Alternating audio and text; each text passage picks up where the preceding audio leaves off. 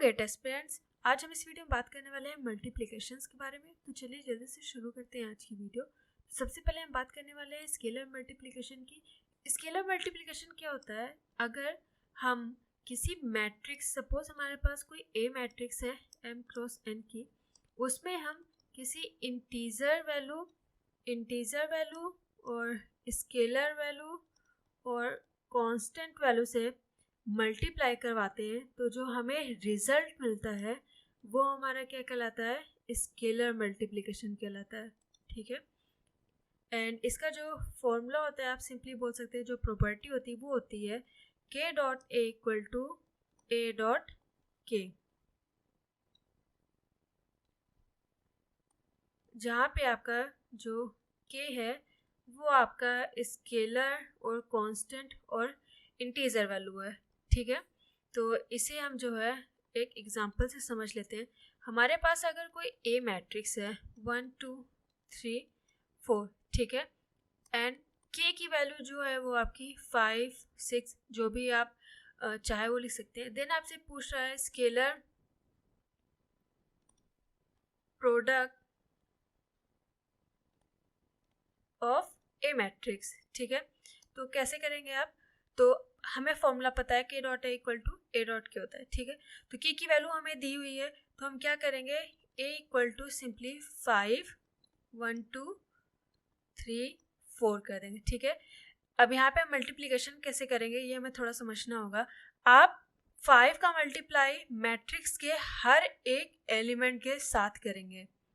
ठीक है, हमें हर एक एलिमेंट के साथ करना होगा। अगर हम ये नहीं करेंगे तो फिर हमारा जो रिजल्ट, जो सोल्यूशन आएगा वो इनकरेक्ट होगा।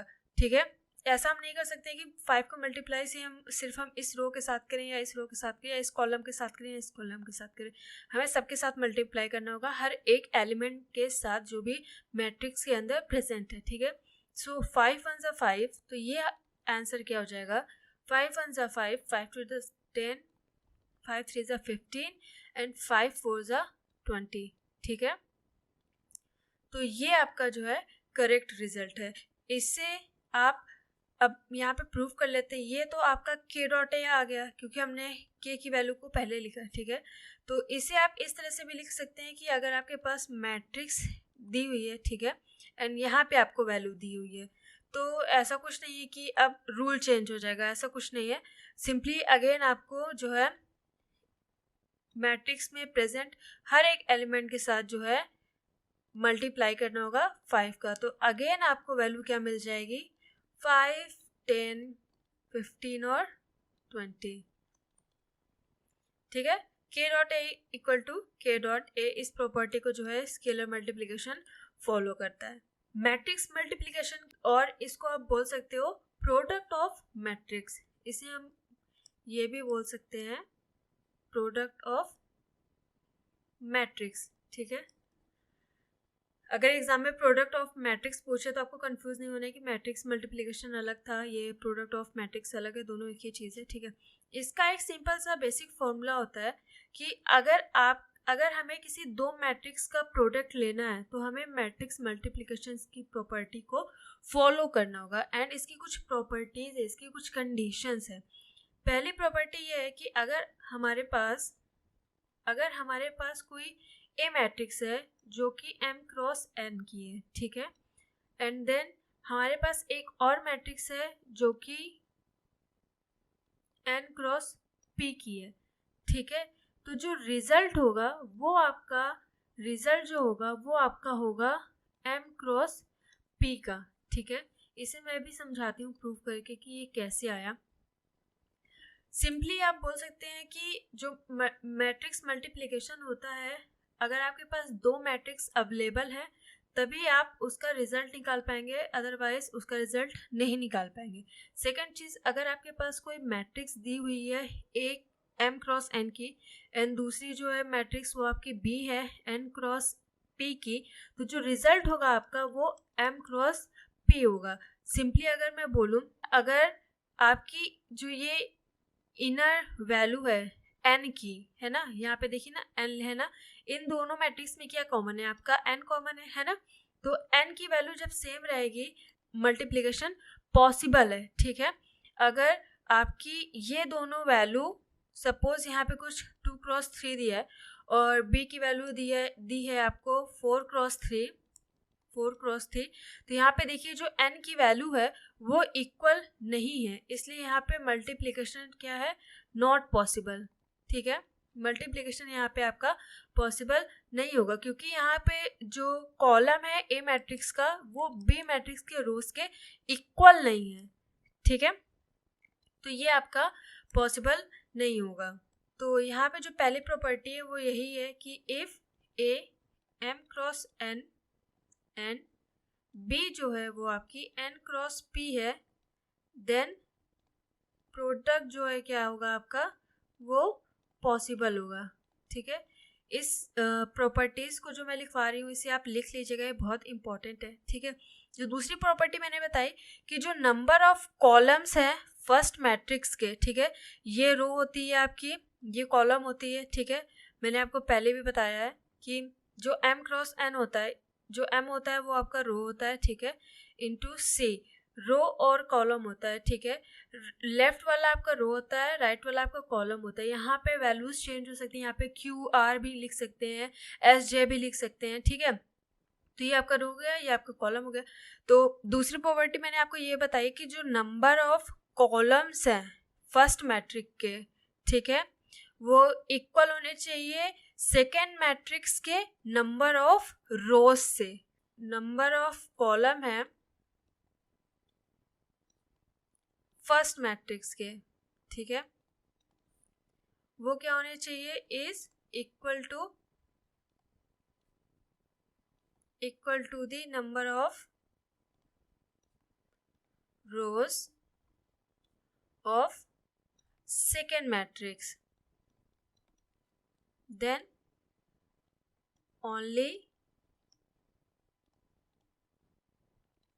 Product 1 cross 2 is possible.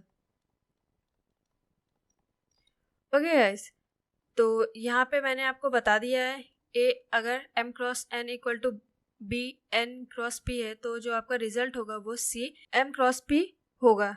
ठीक है, तो इसमें जो पहली प्रॉपर्टी आती है वो आपकी आती है कौन सी, कम्यूटेटिव। ठीक है, कम्यूटेटिव प्रॉपर्टी क्या होती है कि अगर आपके पास कोई दो मैट्रिक्स है तो जो उसका प्रोडक्ट आएगा सपोज C, तो वो भी इक्वल होना चाहिए। अगर आप B डॉट A करेंगे तो जो इसका मैट्रिक्स आएगा, जो इसका रिजल्ट आएगा वो भी C के इक्वल होना चाहिए, यानी A dot B equal to B dot A होना चाहिए। ठीक है, तो हम यहाँ पे देखते हैं कि हमारा जो मैट्रिक्स मल्टीप्लिकेशन है वो कम्यूटेटिव प्रॉपर्टी को फॉलो करता है कि नहीं करता है। कम्यूटेटिव प्रॉपर्टी बेसिकली यही होती है AB इक्वल टू B है, बट मल्टीप्लिकेशन में ये फॉलो करता है कि नहीं करता है। ठीक है, तो मल्टीप्लिकेशन के लिए हम यहाँ पे एग्जाम्पल ले लेते हैं। ठीक है, तो हमें A डॉट B निकालना है, तो A डॉट B के लिए क्या करना पड़ेगा आपको, 1 1 1 1 मल्टीप्लाई बाई 2 3 4 6। ठीक है, तो अब मल्टीप्लाई करते कैसे हैं, इसका एक रूल है कि जो ये आपकी रो है, रो 1 रो 2, यहाँ पे आपका C1 C2। ठीक है, तो मल्टीप्लाई आप करते कैसे हैं, जो पहले मैट्रिक्स का रो है, पहला रो है, पहले मैट्रिक्स की फर्स्ट रो को मल्टीप्लाई करना है आपको सेकेंड मैट्रिक्स के फर्स्ट कॉलम से। ठीक है, पहले मैट्रिक्स के मैट्रिक्स फर्स्ट के रो 1 को आपको मल्टीप्लाई करना है किससे, कॉलम से किसके, मैट्रिक्स सेकेंड के। ठीक है, तो यहाँ पे आपका रो 1 है। ठीक है, मल्टीप्लाई करना है हमें सेकेंड मैट्रिक्स के पहले कॉलम से। ठीक है, तो ये आपका पहला एलिमेंट है, ये यहाँ पे कॉलम का ये पहला एलिमेंट है, तो यहाँ पे आप लिखेंगे ऐसे 1 क्रॉस 2 प्लस, यहाँ पे कोई निगेटिव साइन नहीं है तो हम यहाँ पे प्लस अज्यूम करेंगे, देन 1 इंटू 4। ओके गाइस, इसी तरीके से आपको सेकंड के लिए भी करना है। तो पहले हम इसे देखिए क्या आएगा, ये 2 1 ज़ा 2 प्लस 4 आएगा, है ना, तो यहाँ पे आपको 6 आएगा। तो मैं इसे यहाँ पे इरेज कर देती हूँ एंड मैं यहाँ पे लिख देती हूँ 6। आई होप ये आपको समझ में आ गया है कैसे हमने मल्टीप्लाई किया है। अब again row 1 multiply by second column, है ना। सो 3 1 ज़ा 3 प्लस सेकेंड एलिमेंट 6 1 ज़ा 6, तो ये क्या हो गया आपका 9 हो गया, है ना। तो इसे हम अभी थोड़ी देर में लिख लेंगे। अब नाउ जब हमने पहली रो का पहले मैट्रिक्स के पहली रो का मल्टीप्लाई हमने सेकेंड मैट्रिक्स के पहले और दूसरे कॉलम में कर दिया है, तब हम आगे बढ़ेंगे हमारी सेकेंड रो की तरफ। सेकेंड रो को अगेन आपको मल्टीप्लाई करना है पहले कॉलम से और दूसरे कॉलम से दूसरी मैट्रिक्स के, ठीक है। ये बी मैट्रिक्स है, ये ए मैट्रिक्स है, तो अगेन आपको मल्टीप्लाई करना है। तो यहाँ से अगेन 2 1 ज़ा 2 प्लस 4 1 ज़ा 4, अगेन 3 1 ज़ा 3 प्लस 6 1 ज़ा 6। तो आपका ये क्या आ जाएगा, ये आपका रो 1 है, ये रो 2 है, ये आपका C1 है, यहाँ C2 है।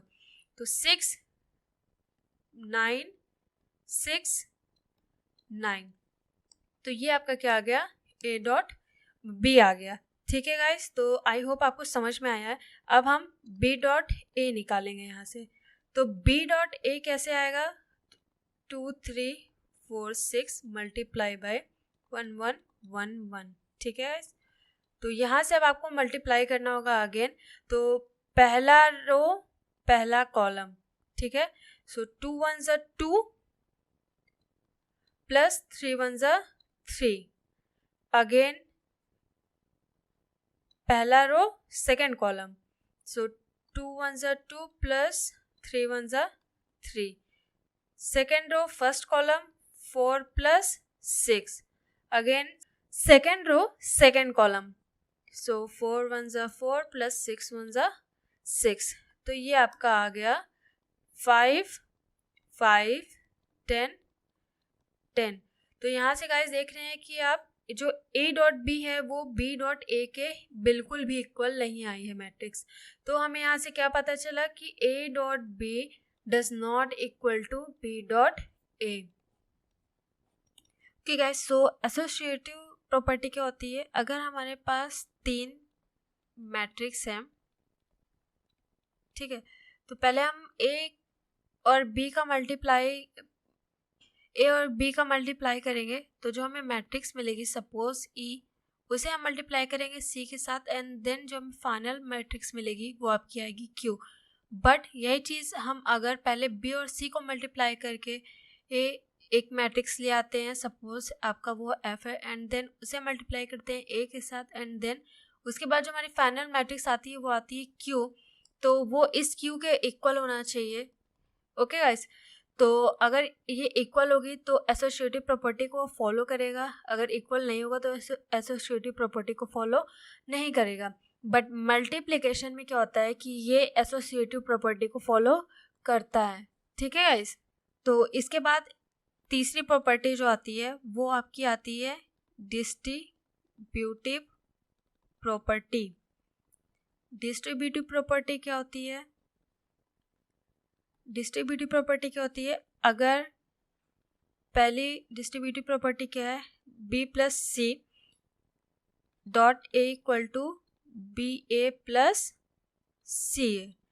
अगर आपके पास कोई मैट्रिक्स है, अगर आपके पास कोई 3 मैट्रिक्स है, पहली 2 मैट्रिक्स जो है उनका आपको एडिशन करना है, देन एडिशन करने के बाद आपको उसका A से मल्टीप्लिकेशन करना है, ठीक है। तो वो किसके इक्वल होगी, B dot A plus C dot A के इक्वल, ठीक है। And A B plus C किसकी इक्वल आएगी, ए बी प्लस ए सी के इक्वल। तो ये 2 प्रॉपर्टी हैं डिस्ट्रीब्यूटिव प्रॉपर्टी ऑफ मल्टीप्लिकेशन, तो इसे आपको ध्यान में रखना पड़ेगा। फिर इसके बाद आती है आपकी चौथी, वो है आपकी मल्टीप्लिकेटिव आइडेंटिटी प्रॉपर्टी। तो मल्टीप्लिकेटिव आइडेंटिटी प्रॉपर्टी क्या होती है, आइडेंटिटी प्रॉपर्टी जो कि आपकी होती है आई। सो आई इक्वल टू आई है अगर, सो ये भी ट्रू होना चाहिए, ए इक्वल टू ए, कोई मैट्रिक्स है तो वो भी क्या होनी चाहिए, तो वो भी आपको आइडेंटिटी प्रॉपर्टी शो करनी चाहिए, ठीक है। सो आइडेंटिटी प्रॉपर्टी बेसिकली होती है आई इक्वल टू आई। सो अगर कोई मैट्रिक्स आपके पास ए है तो उसकी आइडेंटिटी प्रॉपर्टी क्या होगी, ए इक्वल टू ए, जहाँ पे जो आपका ए है वो n क्रॉस n है और जो आई है वो आपकी क्या है, identity matrix of order. Suppose A equal to है आपका 2 3 1 0 एंड जो आई है वो है आपकी 1 0 0 1। तो अगर आप I dot A dot I करेंगे तो रिजल्ट आपका क्या आएगा गाइस, 2। तो आपको इसका प्रोडक्ट निकालना है, ठीक है। So this multiply by this, so पहला आएगा आपका 2 3 and this multiply by this, so 1 and 0। तो यहाँ पे देख रहे हैं जो आइडेंटिटी प्रॉपर्टी थी वो आपको यहाँ पे शो हो गई है, a dot I equal to आपका क्या आ गया है, a। So a equal to a या हमने यहाँ पे प्रूफ कर दिया है। एंड इसके अलावा 2-3 चीज़ें और होती हैं जिसे हमें ध्यान में रखना चाहिए कि अगर आपको कहीं दिया हुआ है A dot B equal to 0, okay, तो आपके पास कोई प्रॉपर्टी है A dot B equal to 0, but इसका मतलब ये नहीं है कि ए इक्वल टू 0 है या बी इक्वल टू 0 है, ठीक है गाइस। तो इसे हम कैसे समझेंगे, it is not necessary, it's not necessary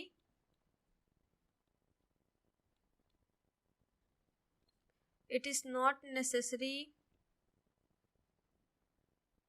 that either A0 और B0।